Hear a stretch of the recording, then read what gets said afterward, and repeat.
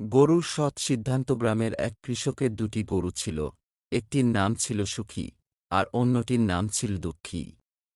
সুখী ছিল স্বাস্থ্যবান ও শক্তিশালী, আর দুঃখী ছিল একটু দুর্বল। একদিন কৃষক ভেবেছিল তার গরুগুলোকে নতুন মাঠে নিয়ে যাবে চারণের জন্য, তবে মাঠটি দূরে ছিল এবং পথটি ছিল পাথুরে ও কঠিন।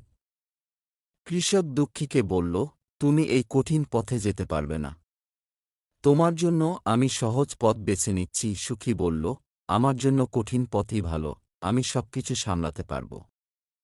পথে চলার সময় সুখী তার কঠিন পথের সব কষ্ট সহ্য করল এবং শেষ পর্যন্ত মাঠে পৌঁছে গেল।